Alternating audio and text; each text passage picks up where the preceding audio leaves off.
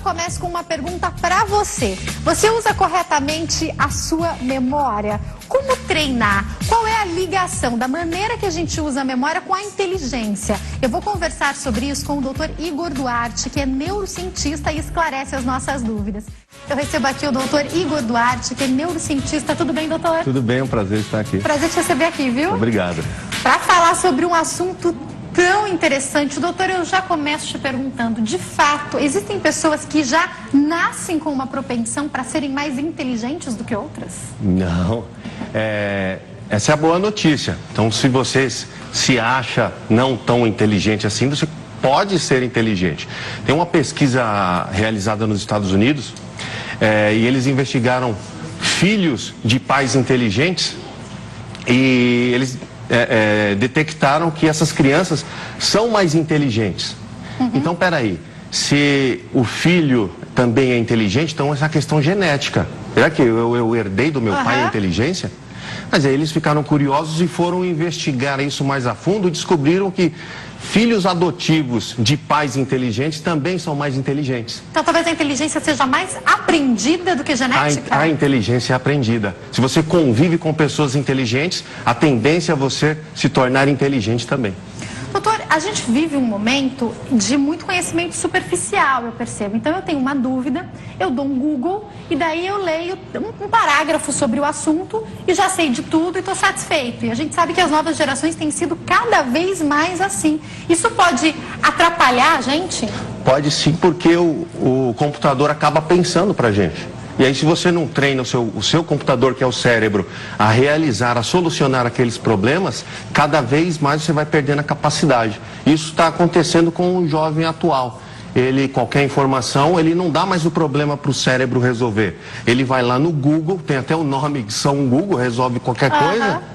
E aí o Google dá a informação para ele acaba tendo aquela informação como verdade e às vezes armazena informações incorretas, porque existem informações interessantes na internet, mas está cheio de informações contraditórias e mesmo erradas. De repente você aprende algo errado, para desaprender dá um trabalho muito grande.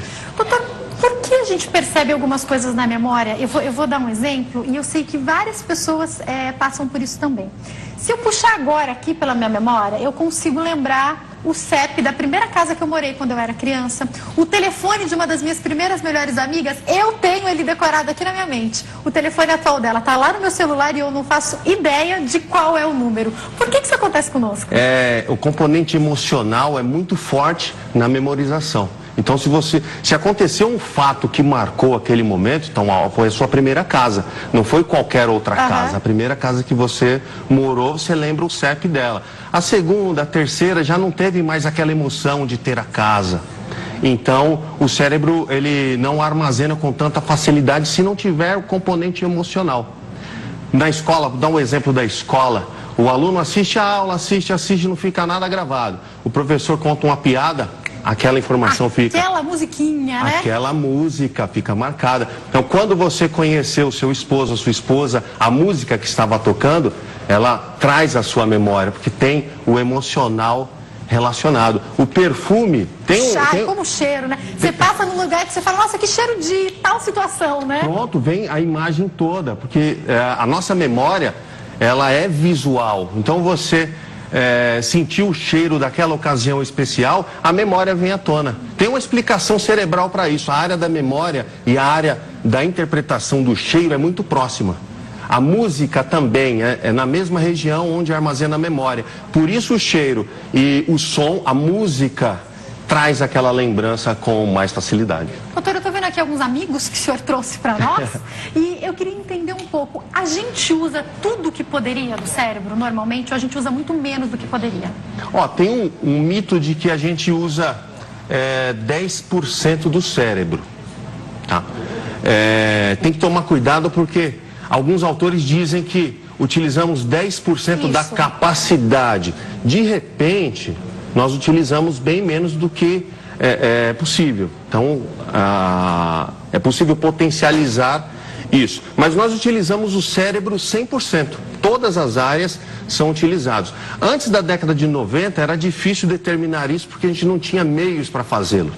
Então, nos Estados Unidos, o presidente Bill Clinton determinou que os anos 90 fosse a década do cérebro. Então evoluiu muito a pesquisa em neurociências, inclusive de métodos para fazer mapeamento em tempo real do cérebro. Dá para saber qual área do cérebro está funcionando, é Hoje isso? dá para saber isso, com detalhes. Não dá para ler o pensamento, saber o que está pensando, mas dá para saber... Você está resolvendo uma coisa de matemática, por exemplo? Perfeito. Que tipo de pensamento essa pessoa tem. Então, já conseguimos mapear isso com exame de ressonância magnética funcional e tomografia por emissão positrônica. E aí, isso nos dá a atividade elétrica do cérebro em tempo real no monitor. Então, a gente consegue monitorar a atividade do cérebro. Antes disso, a gente não sabia. Tinha-se uma ideia. Sabe-se que se você é submetido a um exame desses e pedes para fazer uma atividade ou solucionar um problema matemático, consegue ver as áreas do cérebro trabalhando ao mesmo tempo. Então tem áreas que trabalham mais, outras trabalham menos, mas o cérebro inteiro trabalha. Então nós utilizamos 100% do cérebro. Mesmo as pessoas que utilizam pouco utilizam o cérebro para resolver problemas mínimos, utilizam 100% do cérebro para fazer essas mínimas tarefas. Doutor, qual que é a importância de utilizar e do estímulo? Eu vou até explicar porque eu falo isso. Vou dar aqui um exemplo pessoal que talvez muitas pessoas se identifiquem. Quando eu estava na escola, eu sempre fui primeira aluna ali de matemática, gostava. Mas eu gostava muito mais de humanas, fiz jornalismo e hoje, para fazer uma conta, eu tenho que parar, olhar para cima e às vezes prefiro a calculadora. Tem a ver com parar de estimular aquela área? Tem a ver, mas tem uma questão relacionada ao estudo também. O brasileiro tem uma característica do brasileiro em geral, que ele não estuda para aprender, ele estuda para passar na prova. E isso decora e pronto, decorou, né? Passei na prova, tirei 10. É muito comum ver o aluno nota 10 se dar mal no vestibular, não ir bem no concurso público, porque ele não aprendeu, ele decorou, passou. Ali uma semana nem consegue fazer a mesma prova, É possível, né? No outro dia. Então, eu leciono no curso, os alunos chegam na sala e dizem assim, professor, dá a prova logo, porque senão vai dispersar a informação, porque essa pessoa, obviamente, ela estudou apenas para fazer a prova, o que é um erro, tem que estudar para aprender. Quando você aprende, você utiliza para a sua vida inteira. Doutor, outra coisa que eu te pergunto tem maneira correta de estudar? Tem gente que gosta de estudar com som alto. Essa nova geração às vezes estuda fazendo outras coisas ao mesmo tempo. Eu me pergunto como, porque eu preciso ali muitas vezes focar, ou isso também é particular? Precisa de concentração. O cérebro faz uma coisa de cada vez. Existem pessoas, a mulher tem uma tendência de realizar mais tarefas do que o homem. Gente, isso é científico, não tem discussão, viu? É verdade, é verdade. A neurociência está inclinada cada vez mais a ver os pontos positivos do cérebro da mulher em relação ao do homem, e isso é verdade. Sobre a questão de estudar, você tem que focar. Então, depende da música, tem um efeito também. Música clássica tem um efeito positivo na memória, essa ciência já comprova. E você precisa estudar escrevendo. Apenas ler é importante, aliás é muito importante, diga-se de passagem, o brasileiro não faz isso com tanta frequência, mas o escrever você utiliza áreas específicas do cérebro que com a leitura você não atinge. Então, eu falei da memorização pelo componente emocional, mas a repetição é uma outra forma de você colocar a memória. Então você repete, aquela informação fica aderida no cérebro e dificilmente você esquece. Doutor, o senhor falou uma coisa que eu fazia e ainda faço muito, que é escrever o que eu não posso errar. Uma coisa aconteceu comigo ontem interessante, geralmente quem escreve para mim, todos os convidados que vêm, é a produção e eu leio. E às vezes eu esqueço o nome de um e de outro. Ontem fui eu que fiz a dália. E na hora que alguém falou, eu já sabia, estava na minha cabeça o nome e o sobrenome de todos, porque eu tinha escrito. Então isso é um fato, é uma percepção que é fato. Então você precisa escrever. Você está estudando, leia. Tem o marca-texto, aquela canetinha amarela que é interessante aquilo, mas eu sugiro para você que vai fazer um estudo importante, aqueles tópicos, não apenas grife, escreva ele do lado, escreva os pontos importantes. Relato de aluno, sabe um aluno, eu vou falar uma coisa aqui que eu não estou recomendando para ninguém. O aluno que cola, ele não utiliza cola, porque ele estudou. Ele acabou estudando, decorou. E aí ele aprendeu, ele vai eventualmente tentar utilizar aquilo, mas as informações daquele estudo ficam por muito tempo. Interessante. Porque ele estudou, ele reviu todo o conteúdo que ele havia aprendido em sala de aula e ele repassou a caneta. É muito importante, os nossos jovens não estão escrevendo. Um outro detalhe, escrever com caneta é diferente de escrever no computador e nos smartphones. Era isso que eu ia te perguntar. É diferente eu pegar o papel e uma caneta e escrever de eu digitar? É diferente. É diferente. Você vai ativar uma área do cérebro, essa área mais marronzinha, que chama de cerebelo. Aqui armazena a memória motora. Então, tudo que você faz relacionado ao movimento, você aprende aqui. Não é fácil de aprender, mas uma vez aprendido, não esquece mais. Andar de bicicleta, nadar, você aprendeu com o cerebelo. Dificilmente alguém montou na bicicleta e andou na primeira. Monta, cai, cai. Uma hora anda, andou, nunca mais esquece. Porque está armazenado aqui. Digitar, você utiliza pouco o cerebelo. Agora você tem que realizar movimentos precisos, movimentos de combinação, de contração de músculos, e quem determina isso é o cerebelo. A informação vem de cima, vem aqui do lobo frontal, passa por toda essa região central para chegar no cerebelo. Então eu utilizo muito mais neurônios do sistema nervoso destinados à escrita. E com isso a informação fica martelando numa área específica do cérebro, que armazena a memória, chama hipocampo. Esse hipocampo, quanto mais informação repetida você dá, na hora dele converter isso para memória permanente, ele fala assim, o sistema nervoso fala, opa, essa informação aqui passou várias vezes, deve ser importante. Coloca na memória de longo prazo, o indivíduo aprendeu. Fantástico. Então, colado é uma coisa boa, mas a preparação para cola acaba sendo bom. Vamos falar assim, né, doutor? Sem querer, acertou o método de estudar.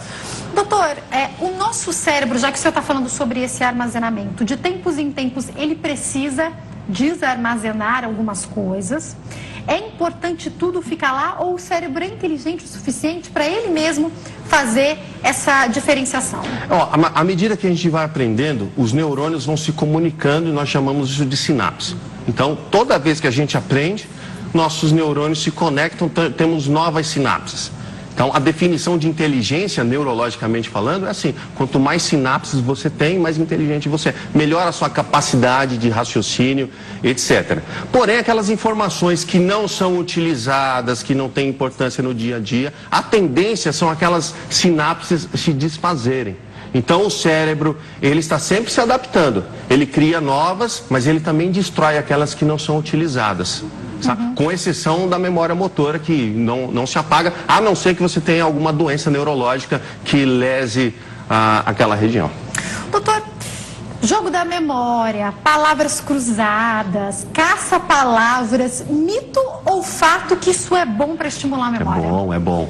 Tá? A leitura é muito boa. O resolver problemas, o cérebro gosta muito de solucionar problemas. Aliás, o cérebro foi feito para solucionar problemas. Então você tem que dar uma problemática para o cérebro e o cérebro vai tentar, com todas as informações que estão armazenadas nele, tentar solucionar aquele problema para você. O problema atual é que as pessoas estão dando essa problemática para a internet e aí utilizando pouco o cérebro, que como qualquer outra parte do corpo, se utiliza pouco, ela deteriora. Então a ideia é utilizar bastante para você manter o seu cérebro sempre íntegro, positivo.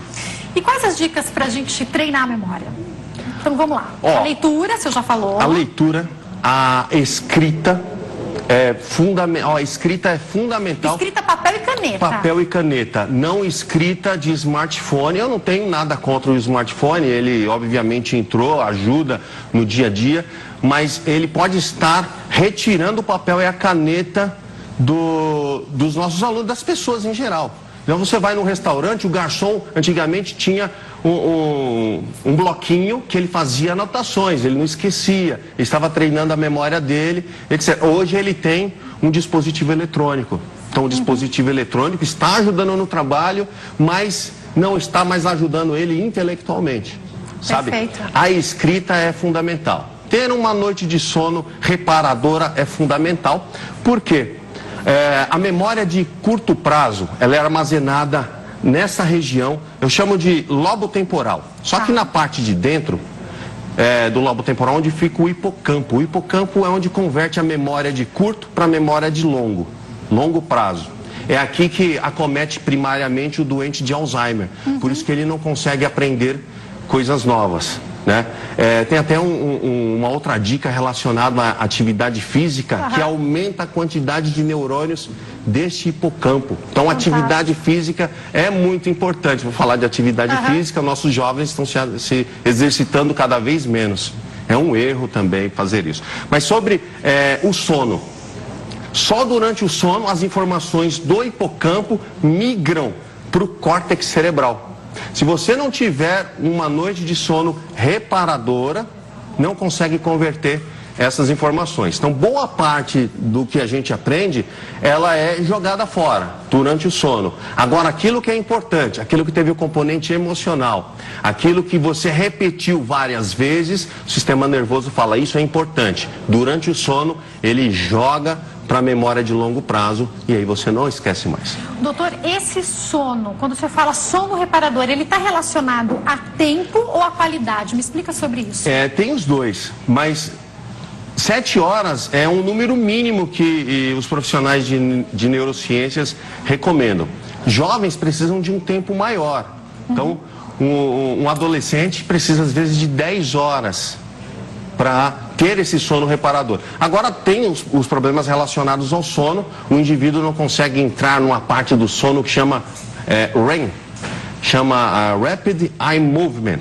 É quando, durante o sono, o cérebro tem atividade de um indivíduo que está acordado. Então coloca lá o eletroencefalograma nele dormindo e tem a atividade cerebral de uma pessoa acordada. É nesse momento que a memória está passando da de curto prazo para de longo prazo. E algumas pessoas não conseguem entrar no sono REM. Esse é um problema, a gente precisa procurar um neurologista para ele ajudar você. Há uma correção com medicamento nesse caso, doutor? É possível, sim, é possível. E aí precisa, o neurologista vai identificar, vai fazer exames específicos e vai determinar o melhor tratamento para você. Doutor, uma pessoa que está nos assistindo que já tem aí, sei lá, 30, 40, 50 anos e fala, eu não sou inteligente não. Dá para se tornar inteligente? Claro que dá. Você precisa dar informação para o seu cérebro. O que é inteligência? É um indivíduo que consegue solucionar problemas. Se o seu cérebro não tem informações, como que o cérebro vai buscar a solução? Não tem. Você precisa ter informações. Você precisa falar mais línguas, você precisa ler mais livros, você precisa ter viajado. Como que você sabe o clima de um país se você não foi lá? Você pelo menos estudou isso para saber que tipo de clima é, sabe? Você estudou geografia, sabe que país está do ladinho do outro? Se você não deu essa informação para o seu cérebro, ele não armazenou isso, como que ele vai ajudar você? Então você precisa ter informação.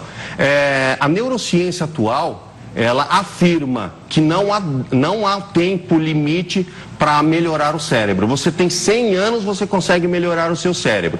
Claro que depois de uma certa idade, isso começa a ficar cada vez mais lento. Quando se é jovem com uma facilidade muito grande, você já ouviu falar, mas o jovem aprende muito rápido, aprende com uma facilidade muito grande.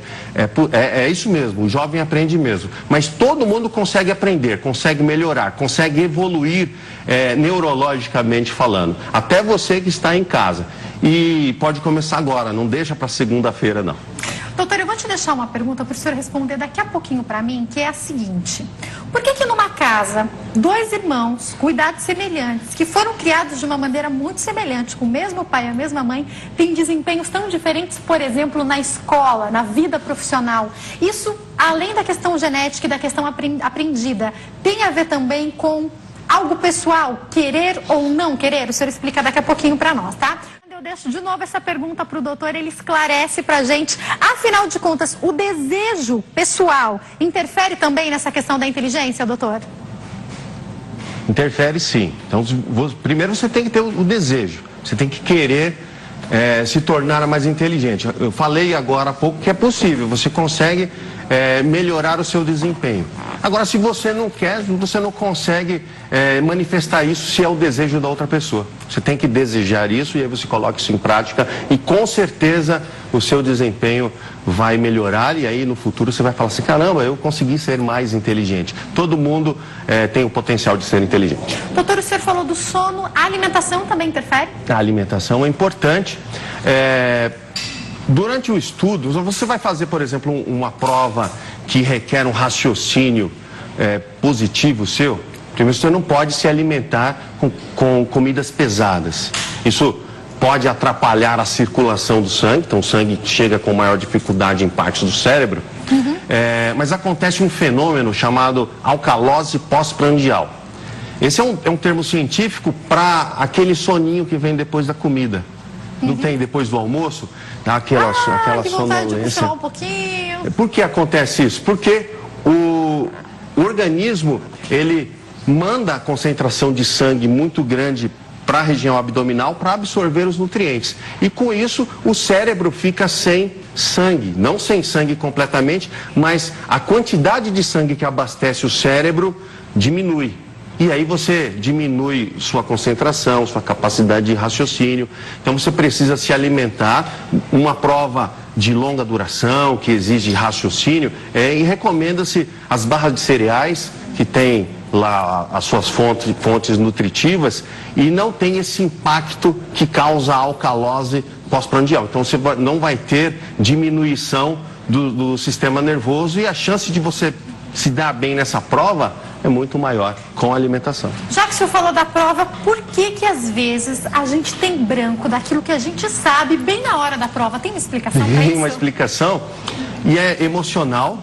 Tem o estresse que você tem antes da atividade, isso produz um hormônio chamado cortisol. O cortisol, ele é produzido pelas glândulas suprarrenais em cima dos rins e ele tem um impacto no hipocampo, que é essa área de conversão da memória. O hipocampo, ele é um caderninho de anotações do cérebro. O cérebro quer a informação, ele vai lá no hipocampo, o hipocampo consegue acessar essa informação. O estresse pré-teste, pré-prova ou pré a situação que você quer solucionar, ele consegue bloquear o hipocampo. Então você, sabendo da informação, você não consegue acessar a memória. Isso acontece, eu falei da prova, mas acontece numa entrevista de emprego ou naquela apresentação tão importante do trabalho, às vezes, né? Tem um caso que eu conheci em particular. Um colega foi apresentar uma tese de doutorado e aí ele chegou, falou, boa tarde, o meu tema é sobre essa finalidade. E aí ele começou a falar do trabalho dele e aí um dos membros da banca levantou a mão e ele, pois não, pode falar. Qual o seu nome? Ele esqueceu de falar o nome. E aí ele... Não lembrar. Qual o meu nome? O que acontece? Quando você está numa situação de emergência, de perigo, tem uma outra parte... Sensacional isso, né? Como o cérebro Tem uma parte do cérebro que chama de amígdala. Não são aquelas massas esferoides que tem na garganta dos bebês. Na verdade, nós temos. Aquelas são tonsilas palatinas. As amígdalas são estruturas cerebrais e elas estão relacionadas com o sentimento do medo, com o medo. Quando você está numa situação de emergência, as amígdalas, elas bloqueiam a memória, tá? Essa memória que a gente tem de tudo, e ela só traz pra gente informações que vai levar a gente a sair do perigo. Então vamos voltar lá para as cavernas. O homem das cavernas, ele precisava ter memória de como que eu vou vencer aquele animal, como eu vou vencer o meu oponente. Então isso está mais relacionado com a parte física. E aí bloqueia a memória. Então você sabendo de coisa... Não vou gastar energia com outra coisa, acho que é isso que o cérebro pensa, né? É isso daí mesmo. Então, esqueceu o nome. Porque numa emergência, saber seu nome não tem importância. Para o cérebro é assim que funciona. E o colega esqueceu o nome dele numa apresentação muito importante. Eu tenho que encerrar, gente. Doutor, eu vou ter que pedir pro senhor voltar. Eu tinha aqui 1 milhão de perguntas para fazer ainda. Eu já te convido para voltar. Foi um prazer te receber aqui. O prazer foi meu. Muito obrigada pelos esclarecimentos. Quem quiser entrar em contato, eu vou deixar o contato do programa e depois a gente encaminha pro senhor então. Pode ser? Pode ser. Muito obrigada, viu? Muito obrigado. Uma ótima tarde. Volte mais vezes. Estou à disposição. Ai, gente, muito obrigada também pelo seu carinho, pela sua audiência. Foi muito bom ter você aqui com a gente. Em breve, eu prometo que o doutor Igor volta e continua esclarecendo as nossas dúvidas, tá? Eu te espero aqui amanhã. Um beijo grande, uma excelente tarde. Fica com Deus. Tchau.